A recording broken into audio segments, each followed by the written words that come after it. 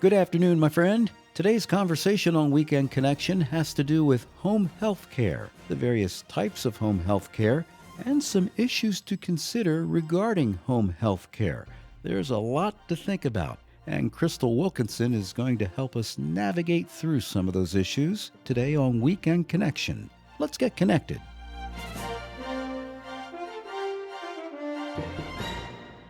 Good afternoon. Welcome to Weekend Connection on the Bible Broadcasting Network. My name is Ed Phillips, and I have as my guest today really a longtime friend. My wife Grace and I have known her for a long time, dating back to our days in Arizona. Her name is Crystal Wilkinson, and she lives in Sun City, Arizona. Boy, that sounds like a great place to live. Hi, Crystal.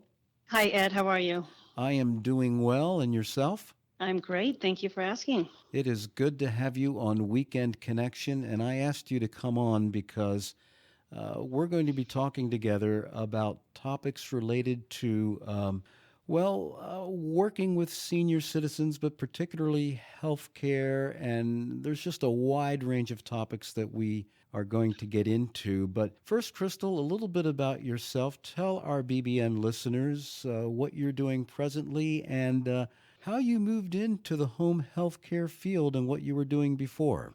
As Ed mentioned, Ed and I knew each other back when I was the long-term missions coordinator at Casas Church down in Tucson, Arizona. My duties there consisted of just being the home connect with missionaries all over the world, and I was their support system, allowing them to have that connection back to Tucson and allowing them to come home on furloughs, helping them set up different kinds of housing and support system that way, and just administratively helping the pastor that was overseeing the missions at our church. In 2009, my husband was diagnosed with cancer, and I became the family caregiver. Very quickly learned quite a bit about home care and healthcare in general and cancer, and slowly realized that I could no longer be, as what I called, super mom, getting the kids to soccer practice and different events and things, as well as taking my husband to his daily infusions. And so at one point, I had to make the very difficult decision to bring in home care to help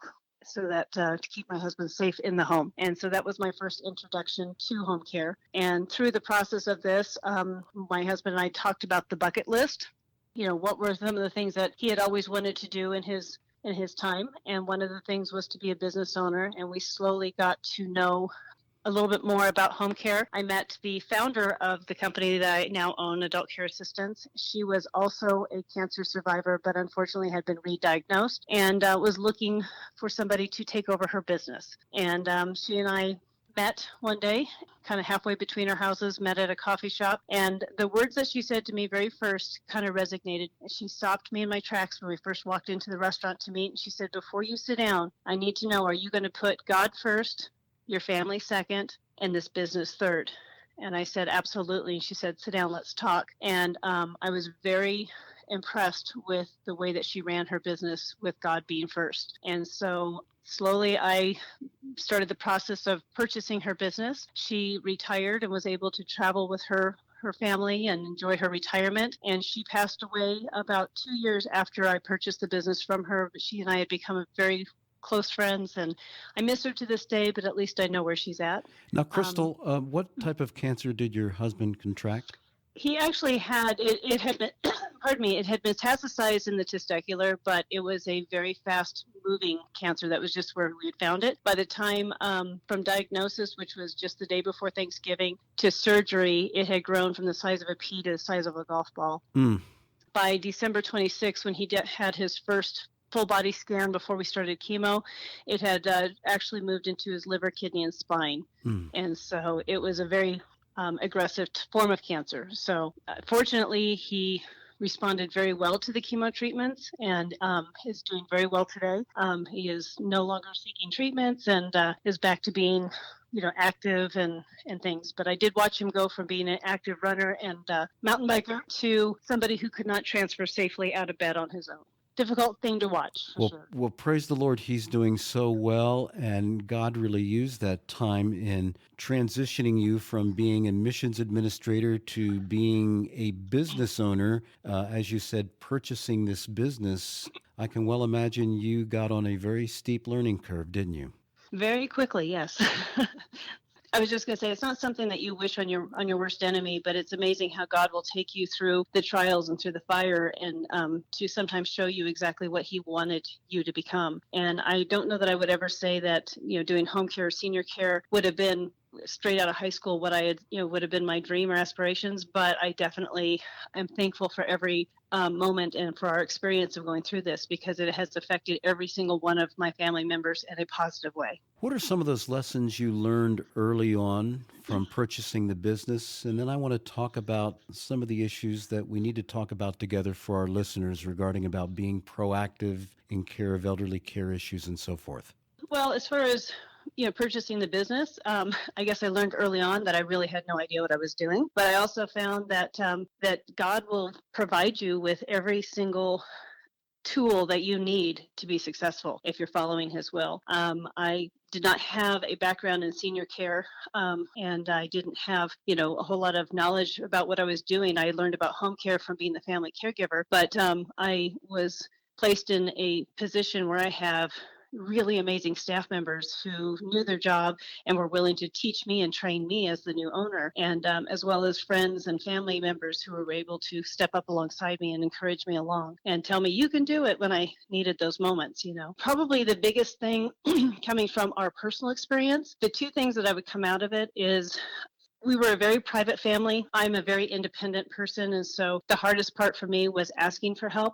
Probably hands down the most difficult decision I've ever had to make in my entire life was making the decision to bring a perfect stranger into the home to care for my husband. When I was the spouse, I loved him. That was the vow I made to him, was to care for him in sickness and in health, and to realize that I couldn't do it all by myself and allow the help that I needed to come in was the most difficult thing that I had ever done. But because I allowed the help to come in, I know for a fact that my husband's still with me today. So probably one piece of advice would be, don't be too proud and allow others to step up alongside you and help you when you need help. Also maybe that long-term care insurance would have been super helpful had we thought ahead. My husband was 38 years old at diagnosis, so you don't really think about needing it. He was young and healthy, and suddenly, we have a lot of medical bills. Thank goodness we had some savings, but even with our insurance, it financially was difficult to cover everything. And so that was maybe one other thing that I looking back, what would we have done different? Maybe we would have gone ahead and, invested in one of those policies. That would have been a good thing to do. Hindsight is 2020, right? It's a known fact that longevity has increased among both males and females.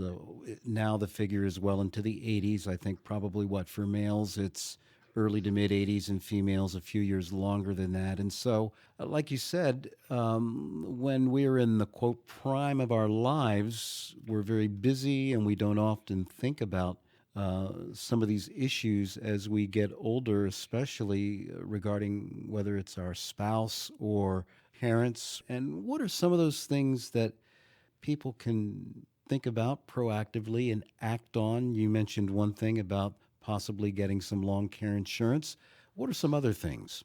Probably some of the big triggers that I see are when people are starting to need to ask for more help. So often it's, when I'm speaking to groups, it's not necessarily the person I'm speaking to that's the one that actually needs the help right now. But it may be that they are suddenly a friend or a neighbor who has found themselves in a position where they're helping a friend or a neighbor. And so when you start looking at, depending on your friends, your neighbors, your family members, things like that, to be able to do things like help you get to the grocery store, or you're afraid of falling when you're in the bathroom, or just you're afraid to be alone during bath time because you don't know what's going to happen. Those type of things are all triggers that maybe it's time to start having a conversation. It may not mean that you need 24-hour care at the moment, but it might be time to be starting to just have some conversation about what would make my life easier. Especially for ladies, sometimes it's difficult to make meals. Standing in the kitchen for long periods of time, or even possibly lifting the plate up into the microwave above their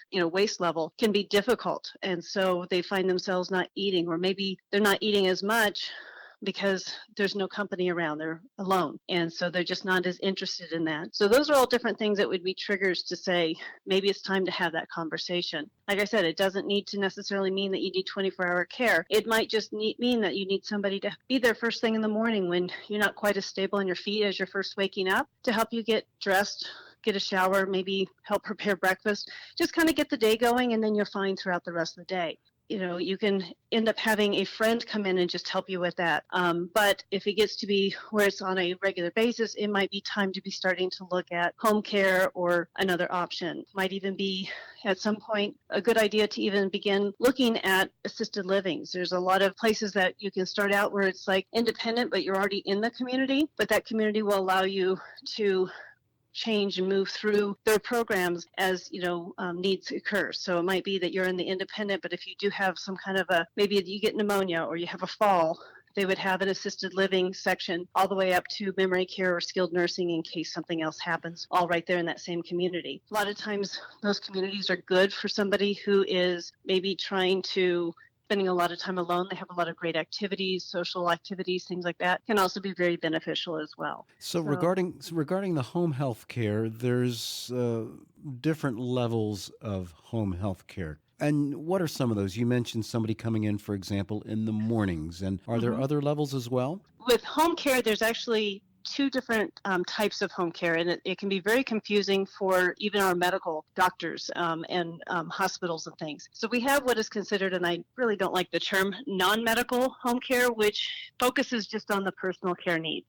Non-medical in-home care is going to be the caregivers who can come in, and they may come in just for companionship. Maybe they can come in and provide meal preparation, light housekeeping, helping with bathing and dressing. If we have incontinent issues, maybe helping with changing of depends or toileting needs. They can also help with transportation to doctor's appointments, maybe just organize the kitchen so that things are easier to get to instead of having to climb up on a ladder for the dishes or something like that. They can, do activities, puzzles, or help, cooking meals together, doing things together, going for walks, that type of thing. So those are all the personal care needs. Then there is the medical home health, which is also home care. Typically, this comes in after a discharge from the hospital. Maybe it was a fall, maybe pneumonia, something like that, where you've gone to rehab and now you're heading home. And this is where we're wanting to have that safe discharge back into the home. And this one would have to be something that a doctor prescribes. And this is where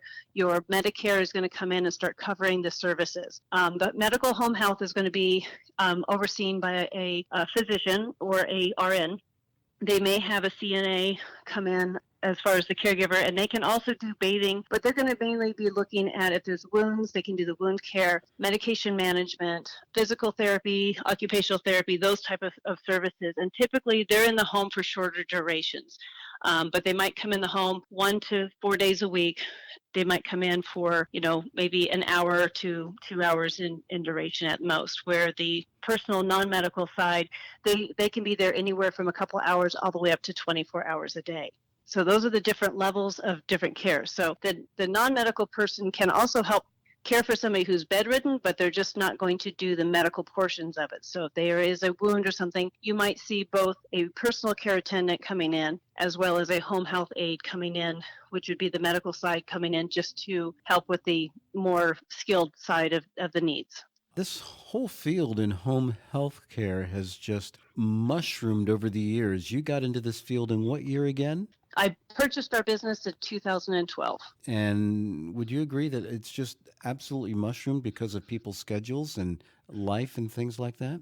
Well, certainly. And we also have our baby boomers are coming of age, which means that we have a lot of the baby boomers who are now hitting the seniors. We're living longer, as you mentioned earlier. And so, it's just kind of the perfect storm. So we're seeing a lot more dementia with our patients than we did even back in 2012, as well as we're seeing people live longer. I'm caring for a little gal right now who's 106 years old, and she's absolutely amazing, as spunky as all get out. And I think she might make it to 108. I'm not sure. I know we could go on, and there's a lot to talk about. I really appreciate you taking time out of your schedule to talk with me and to talk with our BBN listeners about home health care. And if our listeners would like more information, how can they contact you? they can go on our website, which is www.adultcareassistance.com, and they can fill out. There's inquiry forms for more information right there on our website, as well as a lot of really great resources and information. There's a whole section of free senior services, which talks about the Alzheimer's Association and many of the other, free services that are available to seniors. And so that might be a good place for them to take a look as well. Crystal Wilkinson, I thank you for joining me today on Weekend Connection. Thanks so much again for taking time out of your very busy schedule and enlightening me and many of our listeners on some of these very, very important issues. Ed, it was my pleasure. Thank you for your time. If you would like to reach out to Crystal and just get some more information about home health care, then log on to www.adultcareassistance.com. www.adultcareassistance.com. Weekend Connection is a public affairs program of the Bible Broadcasting Network.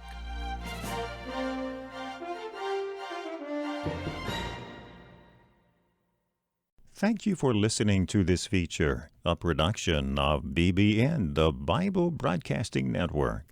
BBN provides 24-hour Christian programming, great Christian music, and Bible teaching. Listen to BBN by clicking the link in the description.